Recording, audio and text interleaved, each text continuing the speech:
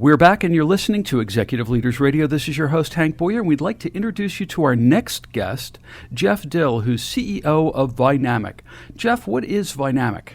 Vynamic is a healthcare industry management consulting company. We work across all sectors of the healthcare industry, from life sciences companies to hospital systems to health insurance companies to healthcare technology companies and public health. Excellent. How large or how small is your organization? We're just over 160 people. We have about 125 people based in our headquarters in Center City, Philadelphia, and then also 30 people in Boston and a growing team of 6 in London.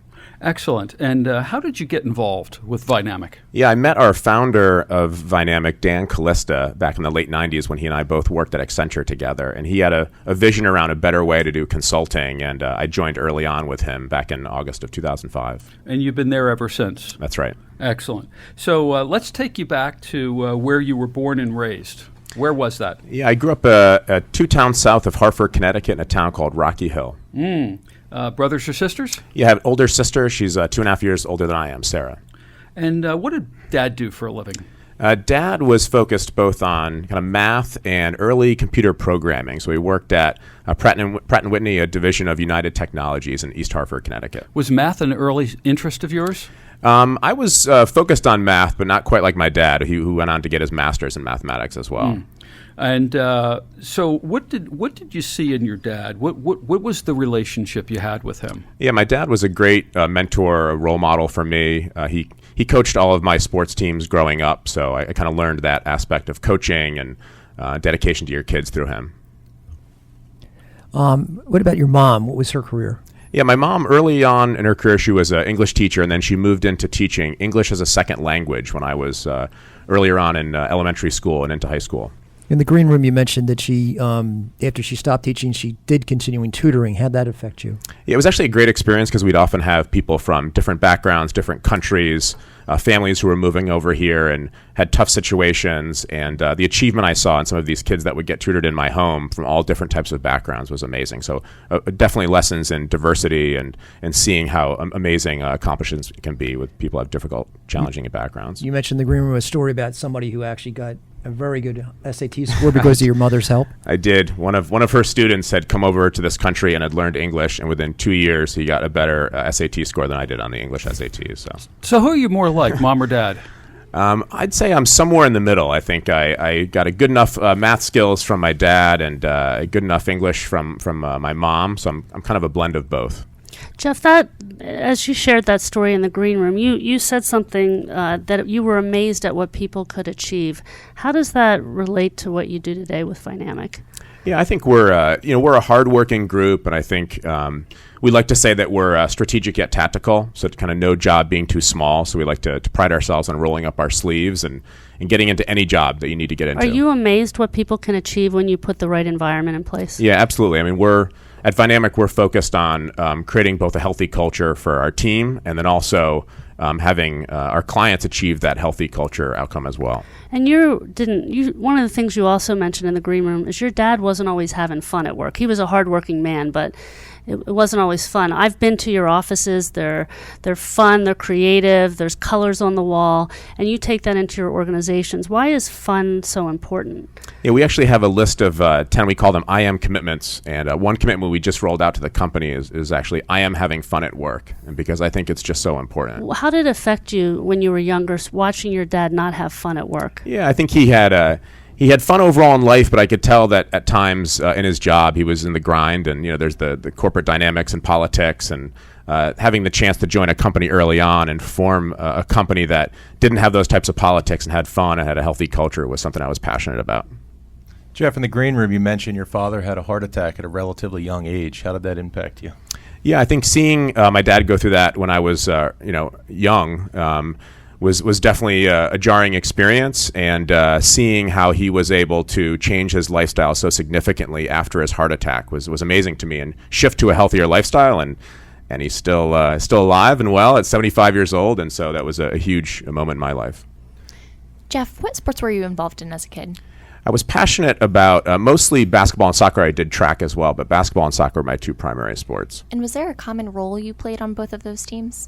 For both of the sports I played, I was captain of both of those teams, and I was a guard in basketball and a center midfielder in soccer. And what did you learn from those experiences in being captain of those teams? I loved the concept of coaching and helping others and of teamwork, and those two sports just really were in my wheelhouse from a teamwork perspective. And how does that relate to what you're doing at Vynamic today? Yeah, we actually call, at Vynamic, we try to stay away from the word employee, and we call everyone team members. And so part of that is pulling through that kind of team environment of the company. Just a couple things. You talked about your dad's health, and health in the environment at Vynamic and for the companies you serve is more than just about physical health. It's also about emotional health as well, and bringing those concepts together. So one of the things you do, I believe, is bring forums together to help employees share some of their experiences and that emotional health. Why growing up, did you see the importance of that? Why are you bringing that into the workplace today? Yeah, I think we've, at Vynamic, we've found a passion around kind of vulnerability-based trust. And so, when I was younger, I felt like you could make stronger connections when you got to know people at a deeper level.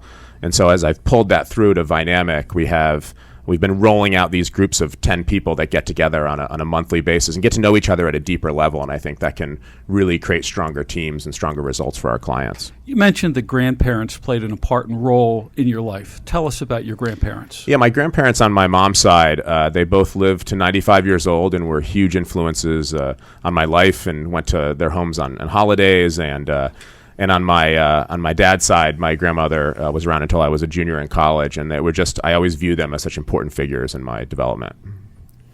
So what did you do for making money when you were a kid? How young were you when you started making money? Yeah, probably in the 10 to 12-year-old range. I did all sorts of odd jobs. I reffed basketball and soccer. I worked for the Parks and Rec department in my town, weeding or mowing lawns or all types of odd jobs. What did you do different than the other kids when you were doing these odd jobs, mowing lawns and so forth? Yeah, I think I worked hard. I tried to do a really good job. I was meticulous to the point of maybe overdoing it with my paper route. I think I almost got an ulcer at one point when I was 12. I just wanted to do a good job at everything I did. And you mentioned something about you were cornering people in the neighborhood, making sure they wanted you on the job, right? Yeah, I wanted to make sure I had 4 or 5 lawns that I did, and the competition was stiff, so you had to make sure you did a good job and cornered the market. How are you cornering your employees and your clients to make sure that you're with them? Yeah, part of our articulated purpose is we believe there's a better way. And so I think when I joined Vynamic, that purpose really struck me, as there's a better way to have a sustainable career within consulting, and also a better way for healthcare and a better way to lead work with clients. Jeff, in the green room, you mentioned that your dad coached you in a lot of your sports, and now today you're coaching your kids. What does that mean to you to be able to do that? Yeah, it was so important to me, and seeing my dad get so involved in everything I did. I have 3 daughters, and I coach them in basketball and soccer all for the past 10 years. What are your daughters teaching you about being a more effective CEO? Yeah, now I have 3 teenage daughters, so I'm learning a lot about patience, and it's been a great experience, and I have a great relationship with my daughters. Do they come into work? They've actually been to my office a number of times, and they're getting to the age where they kind of getting to sense of what I do every day. But earlier it was just a really cool space to come to and walk on treadmill desks and eat a lot of cool snacks. And so, what was your ride home with them like? What did you guys talk about? Yeah, they sometimes are amazed because we have such a healthy culture. They want to know what I do, and it's become a more healthy environment for me to talk to about them with work. Jeff, I'm stuck on this idea that your mom was teaching a second language to individuals, and it seems to me that you're shifting the language of organizations and cultures. So what's the connection there? Yeah, we talk about kind of reimagining consulting, and that's kind of it's a different way to do things. And it's a different way to speak, right? Yeah, that's right. Interesting that your company's name is Vynamic. What's the V stand for? Yeah, we often say to know Vynamic is to know what the V stands for, and the V stands for values and vitality, and the rest is really all about change. And part of our work is helping clients, lead through change. How young were you when that issue of values first showed itself? Yeah, I think my parents instilled that in me from the get-go, so very early on. And how do you get people in your company excited about that vision? Yeah, I think a lot of people who are coming from different employers who maybe don't put as much emphasis on a healthier culture, maybe they just feel like they're a number in a larger organization. I think to come to Vynamic, everyone at Vynamic actually picks their own color when they join the company, and it expresses the individuality and how they're thriving with the freedom to apply their unique strengths. And what's your website? Vynamic.com. One more time. Vynamic.com. And we've been speaking with Jeff Dill, CEO of Vynamic.